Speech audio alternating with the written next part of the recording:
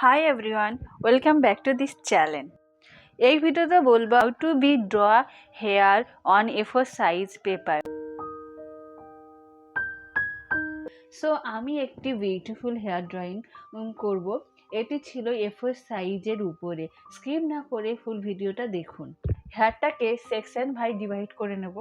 Basically হেয়ারটা যেভাবে flow করে আর কি, সেইভাবে করে নিচ্ছি।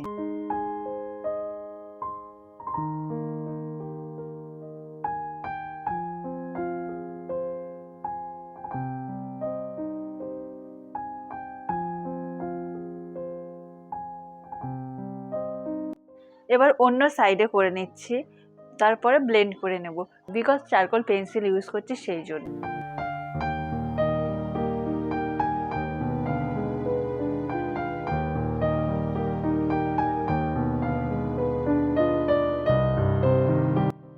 আমি হেয়ারের লাইট পোর্শনটাকে ছেড়ে ড্রটা করছি।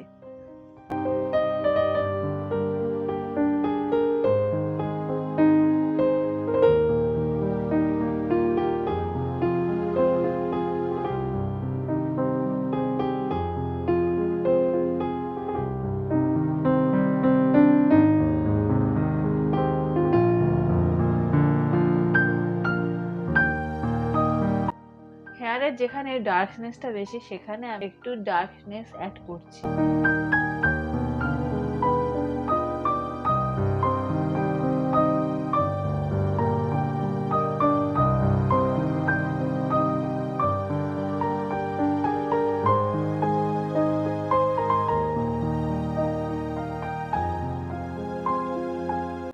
আবারও পেন্সিল ইউজ করার পরে ব্লেন্ডিংটা করে নিচ্ছি।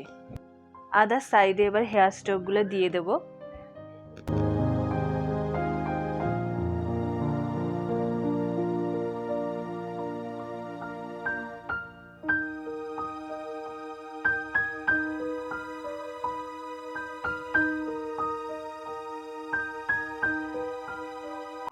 আমি হেয়ারে চারকোল পাউডার ইউজ করছি।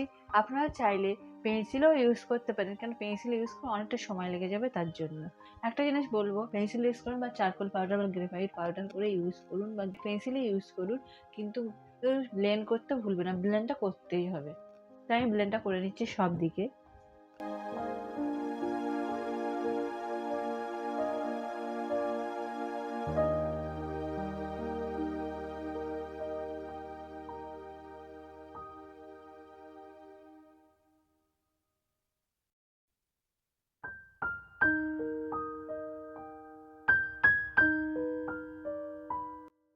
আবারও চারকোল পাউডার ইউজ করছি আদার সাইডে। আপনারা দেখলেই বুঝতে পারবেন পাউডারটিতে কতটা ডার্কনেস আছে।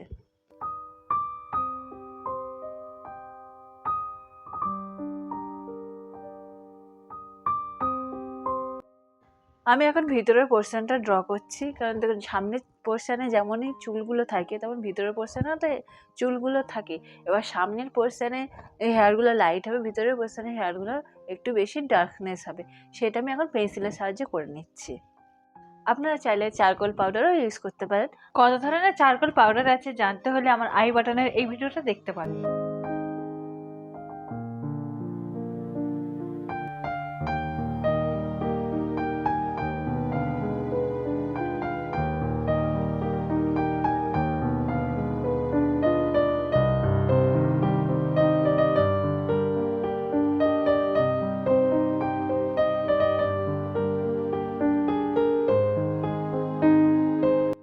আমি আবার পাউডারের উপরে পেন্সিলটা ইউজ করছি যাতে হেয়ারের বালুমগুলো আসে। তাহলে শুধু পাউডার ইউজ করলে যে একটা হেয়ার সেটা বোঝা যাবে না, শুধু ফ্ল্যাট একটা দেখতে লাগবে। তার জন্য আমি পাউডার ইউজ করে তার উপরে পেন্সিল ইউজ করছি যাতে না ওর ফ্ল্যাট ফ্ল্যাট লাগে।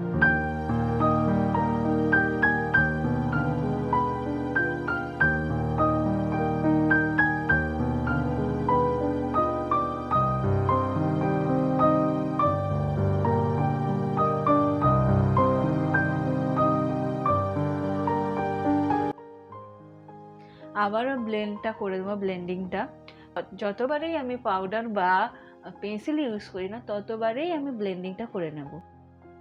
আবারও আমি পাউডারটা ইউজ করছি। পেন্সিল ইউজ করলে তার উপর পাউডার দিলেও বোঝা যায় যে একটা বালুম আছে চুলে, কিন্তু পাউডারটা আমি দিয়ে দিচ্ছি, যাতে আমি একটু ডার্কনেস করতে চাইছি পুরো চুলটাকে। দিতে পারি ক্যামেরাটা তো বোঝা যাচ্ছিল না, তার জন্য আমি আবার ভালো করে ইউজ করে নিচ্ছি। হ্যাঁ, যে লাইট জায়গাটা ছিল সেটা এখানে আর পুরো মিক্সড হয়ে গেছে, আমি এটাকে পরে আবার রিকভার করে নেব।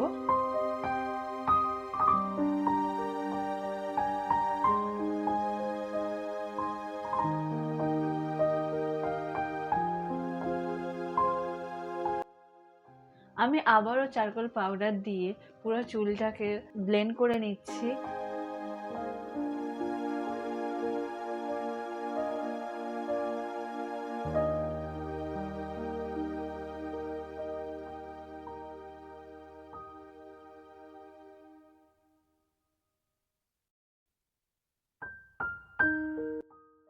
আমি ইউজ করছি মনোজেরা ইরেজার। এটা আপনি অনলাইন থেকে বাই করতে পারেন বা কোনো স্টেশনারি শপ থেকে নিয়ে নিতে পারেন। এটাতে আমি ইউজ করব হাইলাইট দেওয়ার জন্য এবং যে লাইট এরিয়াগুলো দেখানোর জন্য।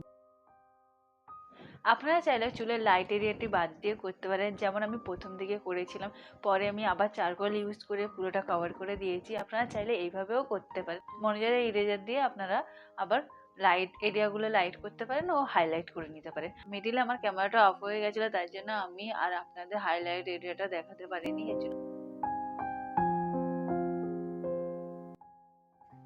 আপনারা চাইলে নর্মাল রেজার কাট করেও করতে পারেন।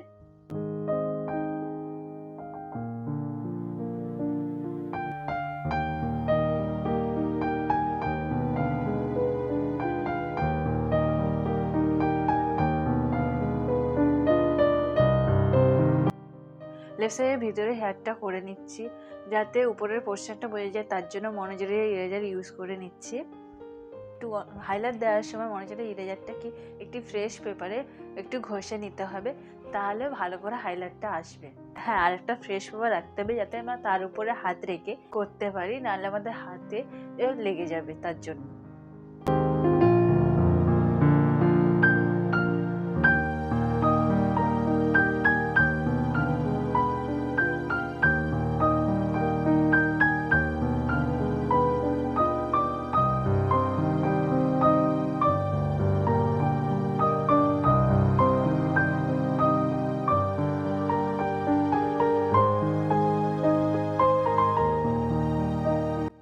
হাইলাইটার দেওয়ার পরে দেখা যাচ্ছে যে চুলের কতটা 3D ফর্মে চলে এসছে, রিয়েল মনে হচ্ছে।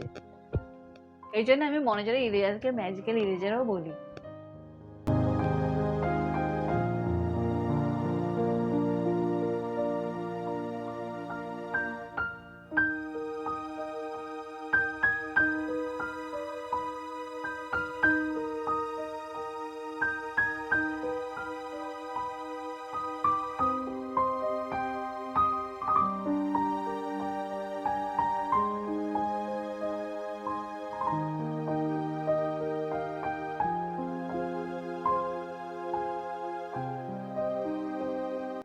স্কেচটি চারিপাশে ক্লিন করে নিচ্ছি। আমি চাইছি হেয়ারের পাশ থেকে একটু একটু হেয়ার বার করতে, তাই ক্লিন না করলে ওই হেয়ারটি বোঝা যাবে না। আমি এই পেন্সিলটি ইউজ করছি। এটি ইউজ করার কারণ হলো শার্প লাইন দেওয়ার জন্য, যাতে হেয়ারটা শার্প হয়।